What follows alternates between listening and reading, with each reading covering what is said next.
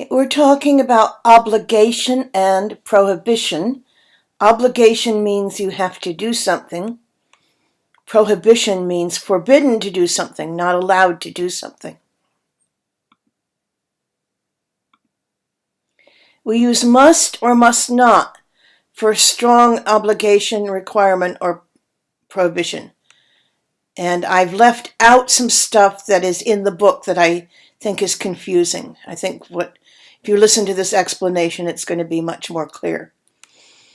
So employees must sign in when they arrive. This means it's necessary or it's required. Visitors must not enter the employee area. This means it's not allowed. It's prohibited. That's the idea there. Okay, a very confusing thing that the book doesn't explain too clearly is that must and have to mean the same thing. So if I go back here, employees must sign in when they arrive. I can also say employees have to sign in when they arrive. It's the same meaning. But must not and don't have to have different meanings. Don't have to means not necessary, not required. So I can say they just have to accept his decision whether they like it or not. I can also say must here. But when I say you don't have to bring your laptop, computers will be provided. This means you're not required to bring your laptop. You will not use mustn't here.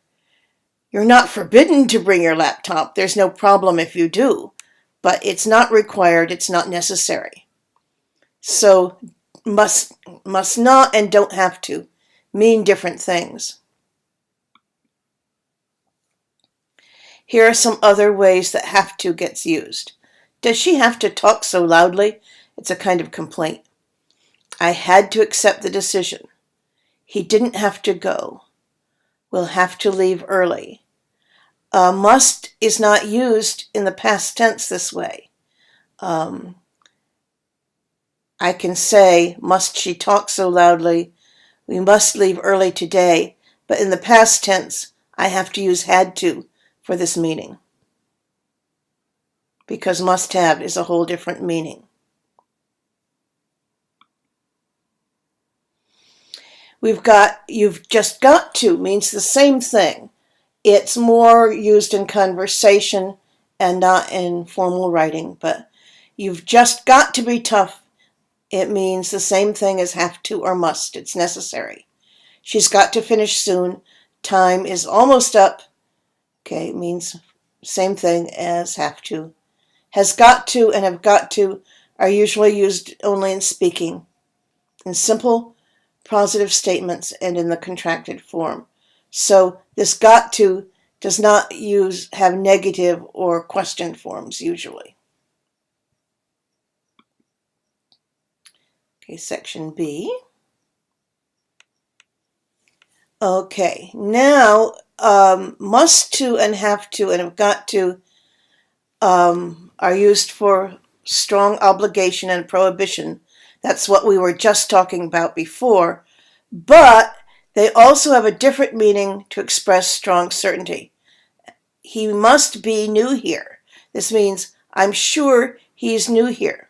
This is in the present time. In the past, the new land must have looked very promising to settlers. This means I'm sure that it looked very, I'm sure it must not have looked. I'm sure it didn't look very promising to settlers. Must and must not are commonly used in speaking to express strong certainty. You also use them in academic writing, and they can be past, present, or future.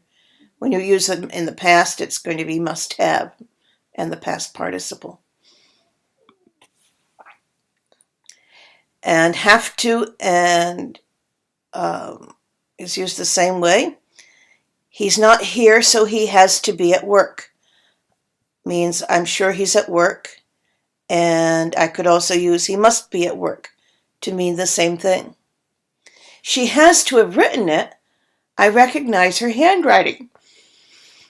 Here's the past, and I could also say must have, and this means I'm sure that she wrote it.